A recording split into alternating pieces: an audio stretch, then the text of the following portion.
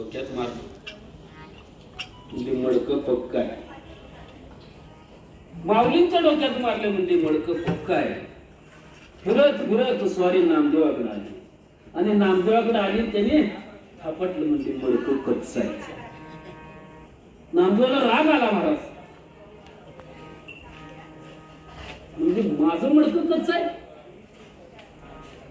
देव माझ्यावर बोलतो, तातडीच्या कामा गामुशे गेले, तातडीच्या कामा गामुशे गेले.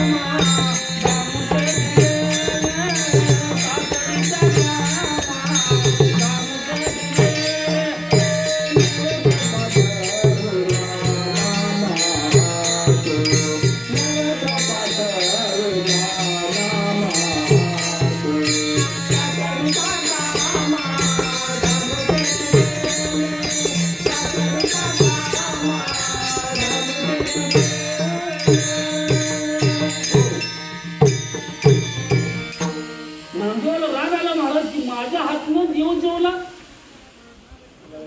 आणि मला कच्च मडकं. रागानं उठले. मुक्ताबाईने सांगितलं, नामदेवा राग मानू नका, कारण महाराज नामदेव पण बारकी व्यक्ती नव्हती, तो चतुर्थ अवतार आहे. जरी पांडुरंगाने 10 अवतार घेतले असले महाराज, तरी संतांनी सुद्धा 5 अवतार घेतले महाराज, 1-2 नव्हे. आणि 5 अवतार सांगितले की माझ्या बापाची मी रास विठेवरी उभी आहे. हे कामच आहे माझं, आजचं नाही, उद्याचं नाही, कालचं नाही, 5 पिढ्या झालं. आणि 5व्या पिढीत मागितलं, 5वा अवतार होता तेव्हा 5व्या अवतारच मागितलं महाराज. काय मागितलं अजून पुढं पुढं? दान देवा देवा तुझा विसर नवावा, गुण गायन आवडी हेच माझे सर्व, न लगे नको धन संपदा. काय मागितलं?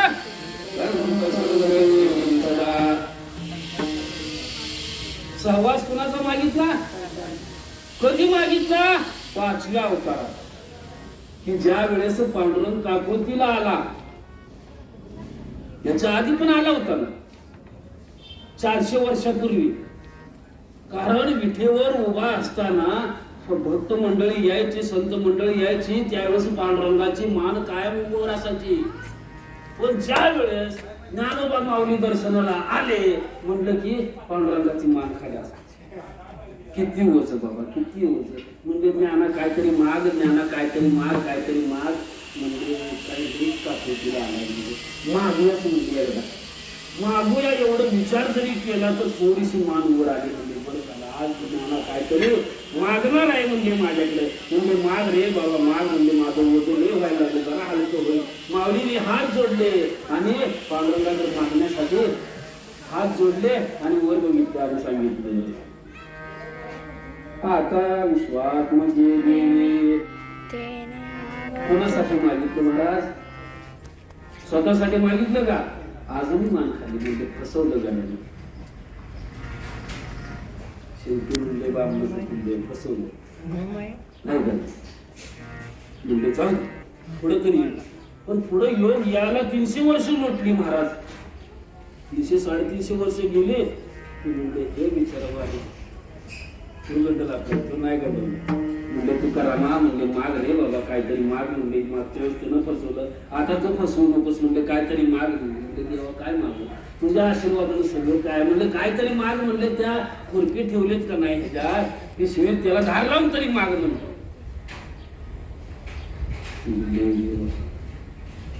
काकू त्याला टीव्ही उभा राहिले म्हणजे आपल्या समोर मान खाली आपल्याला बघवत नाही, हात जोडले आणि म्हणजे मागतो देवा, मागितलं दान देगा देवा तुझा विसर न व्हावा, हे पण मागितलं जगासाठी आपल्यासाठी मागितलं का. पण एवढं करण्यासाठी महाराज जरी त्यांनी 5वा अवतार घेतला, पण ज्यांची ते पूजा करते त्यांनी 10 अवतार घेतले, पण ते पण महाराज डायरेक्ट पक्के बनले का.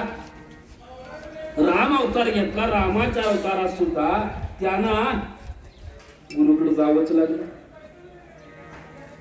गुरुच्या आश्रमात जावंच लागलं. कृष्ण अवतारात सुद्धा महाराज संदीप ऋषीच्या आश्रमात जावं लागलं ज्ञान घ्यायला. मग त्याचप्रमाणे मुक्ताबाई म्हणली की बाबा रे, देव तुझ्यावर बोलतो, देव तुझ्यावर राहतो, सगळं मान्य आहे, तुला गुरु कुठे. मग डोक्यात तू